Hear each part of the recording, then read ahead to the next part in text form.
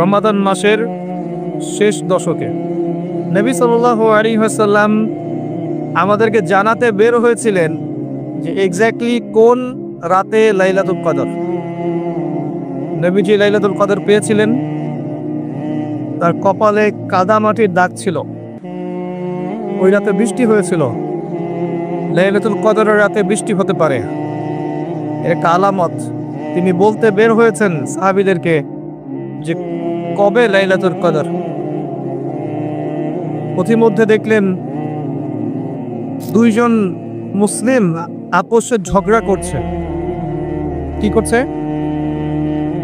যেটা আমরা সচরাচর পড়ি আর কি। দুইজন মুসলিম আপোষে ঝগড়া করছে। নবী সাল্লাল্লাহু আলাইহি ওয়াসাল্লাম বললেন যে আমি লাইলাতুল কদর জানানোর জন্যই এসেছিলাম, কিন্তু মুসলিমদের আপোষের ঝগড়ার কারণে এই জ্ঞানটাকে আমার থেকে ভুলিয়ে দেওয়া হয়েছে। এই ভুলিয়ে দেওয়ার মধ্যেই কল্যাণ ছিল।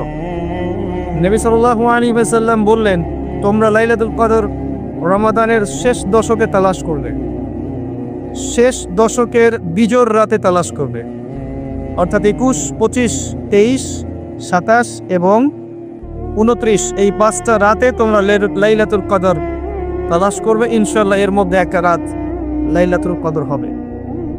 এই রাত যে পেয়ে যাবে, 1000 মাস ইবাদত করলে যে নেকি হয়, এই এক রাত ইবাদত করলে সেই নেকি হবে ইনশাআল্লাহ। লাইলাতুল কদরি খায়রুম মিন আলফি শাহর। এবং এই রাতে কি হয়? তানাজ্জালুল মালায়েকাতু ওয়ার রূহু ফিহা বিইذনি রাব্বিহিম মিন কুল্লি আমর। এই রাতে ফেরেশতা মণ্ডলী আসমান থেকে নেমে আসেন পৃথিবীতে, এবং তাদের সর্দার হচ্ছেন জিবরাইল আলাইহিস সালাম। কি নিয়ে নেমে আসেন? প্রত্যেকটা বিষয়ের ফয়সালা নিয়ে। অর্থাৎ এই এক বছর কি হবে আপনার সাথে, এটা লাইলাতুল কদরের মধ্যে ফিক্স করা হয়। মানুষের তাকদীর 3 দফায় লেখা হয়। কয় দফায়? প্রথম দফা হচ্ছে আসমান এবং জমিন সৃষ্টি করার 50,000 বছর আগেই আমাদের তাকদীর লেখা হয়ে গেছে। আসমান জমিন সৃষ্টি করার 50,000 বছর আগেই আপনার আমার তাকদীর লেখা হয়ে গেছে। এরপর মায়ের গর্ভে যখন সন্তানের রূহটা আসে, 4 মাস 10 দিন বয়স বাচ্চার, তখন আল্লাহর পক্ষ থেকে একজন ফেরেশতা আসেন, রূহ নিয়ে আসেন। রূহটা কি? রূহ মানে কি? সায়েন্সকে জিজ্ঞাসা করেন রূহ মানে কি, বলতে পারবে? ওয়াসআলুনাকা আনির রূহ, তারা তোমাকে রূহ সম্পর্কে জিজ্ঞাসা করে। কুলির রূহু মিন আমরি রাব্বি, রূহ হচ্ছে তোমার রবের আদেশ মাত্র, আদেশ। ব্যাখ্যা করতে পারবে না, কঠিন না তরল না বায়বীয়। আল্লাহর হুকুমে এসেছে, আল্লাহর হুকুমেই চলে যাবে, কোনো কারণের দরকার নাই।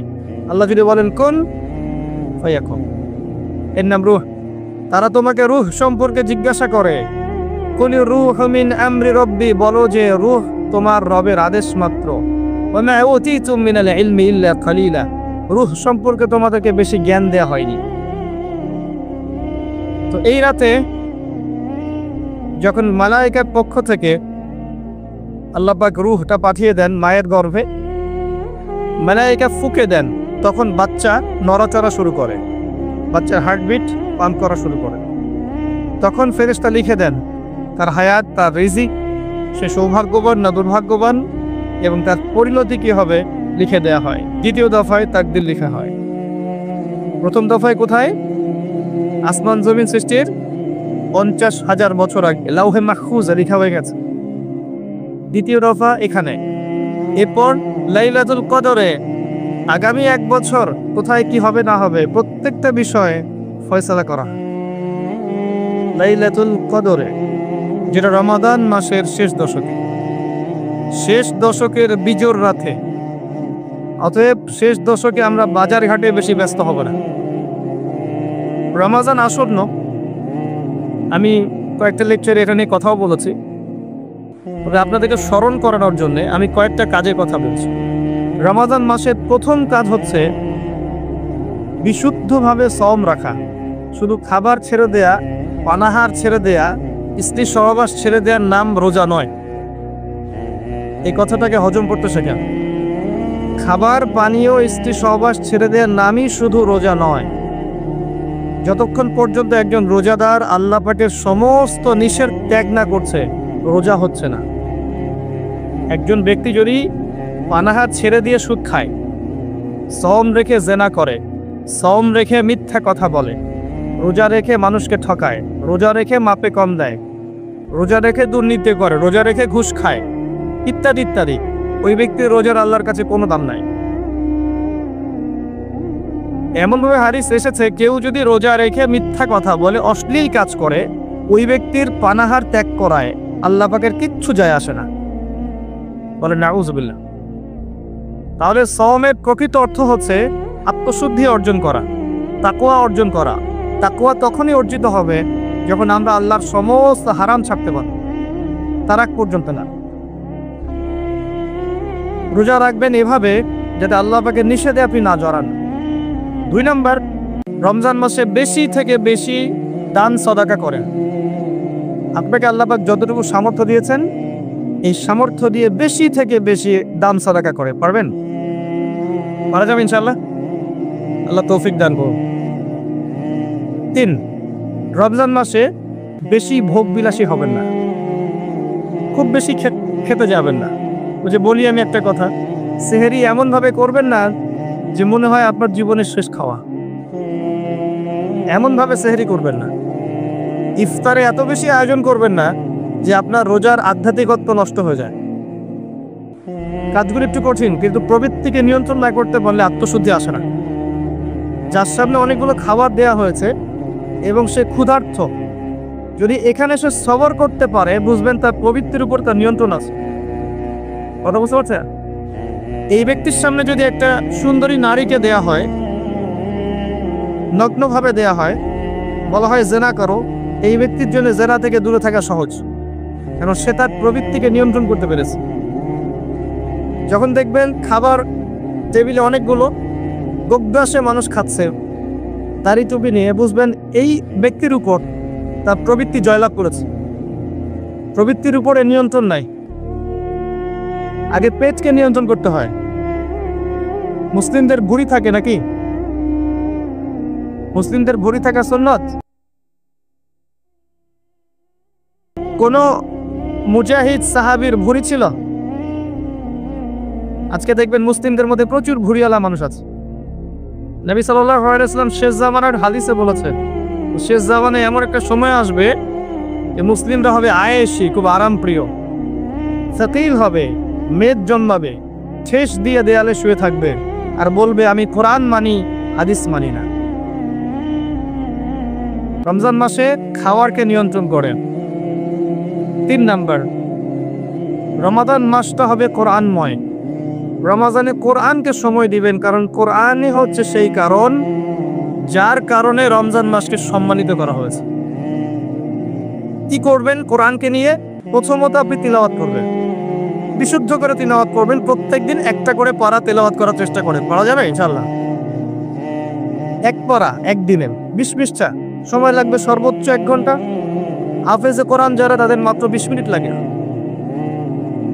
আর যারা আমরা কোরআন টুকটাক বুঝি, তাদের উচিত হবে রমজান মাসে কোরআন অর্থ সহ পড়া, একটু গবেষণা করা, আল্লাহ পাক কি বলেছেন কোরআনে, এটাকে তাদাব্বুর করা।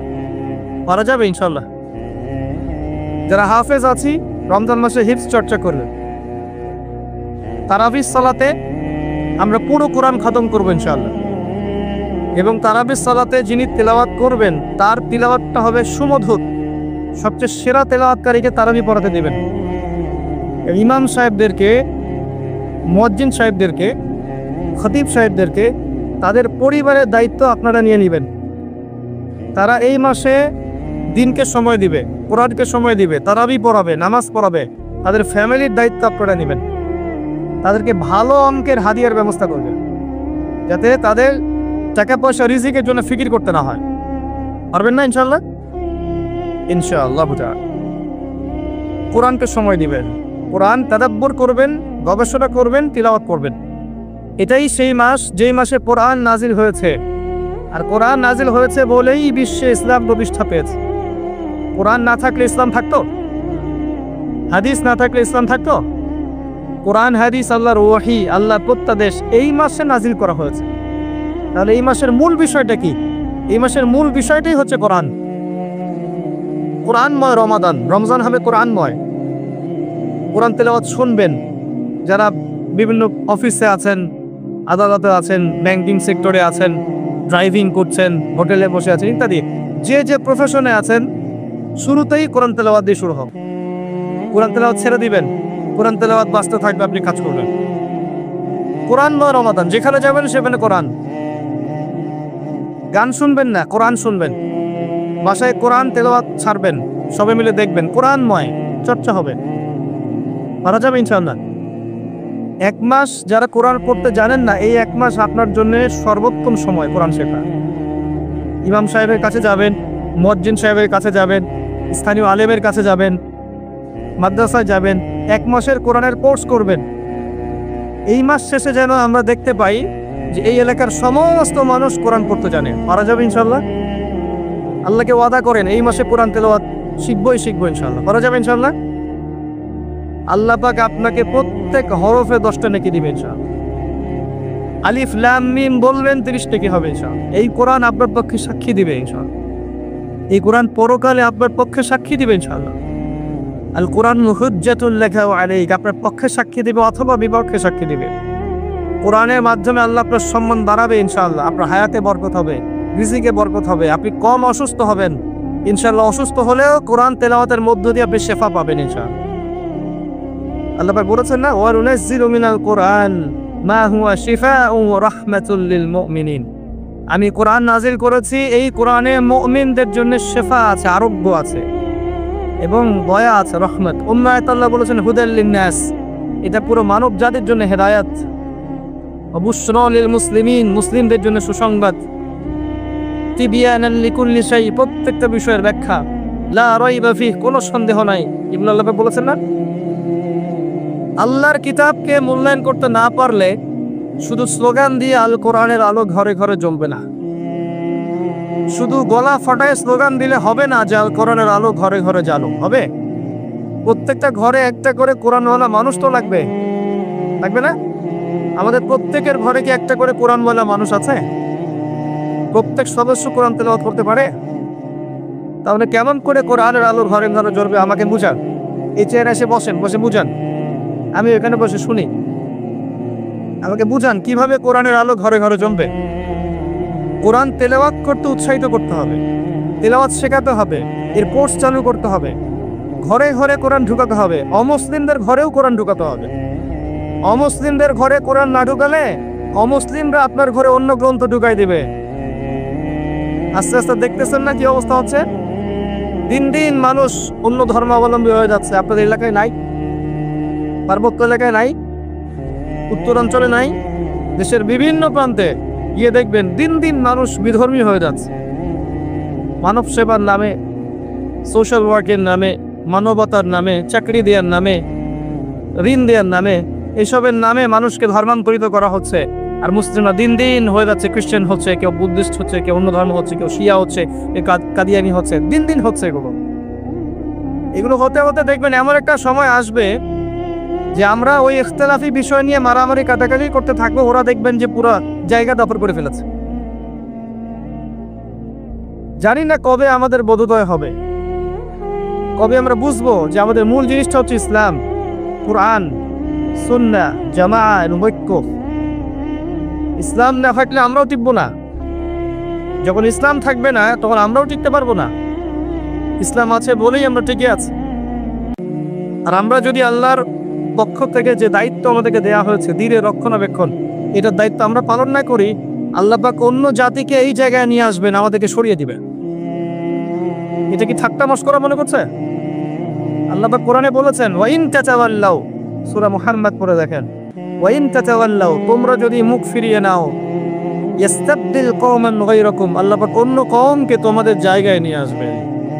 সুম্মা লা ইয়াকুনু আমসালাকুম, তারা তোমাদের মতো অপদার্থ হবে না। আল্লাহ পাক আমাদেরকে বোঝার তৌফিক দান করুন। আসলে ভাই লম্বা চওড়া আলোচনা করে লাভ নাই, মূল কথা কিন্তু খুব অল্প। মূল কথাটুকু যদি আপনারা বুঝতে পারেন, আমি বোঝাতে পারি, বলবো যে আজকের মাহফিল সফল। আমরা দোয়া করি আজকের মাহফিল যারা অ্যারেঞ্জ করেছে, শ্রম দিয়েছে, অর্থ দিয়েছে, মেধা দিয়েছে, প্রশাসনিক সহযোগিতা দিয়েছে, সার্বিকভাবে সহযোগিতা করেছে, আল্লাহ পাক সবার নেক হায়াত হালাল রিজিকে আল্লাহ পাক বৃদ্ধি করুন, আমিন।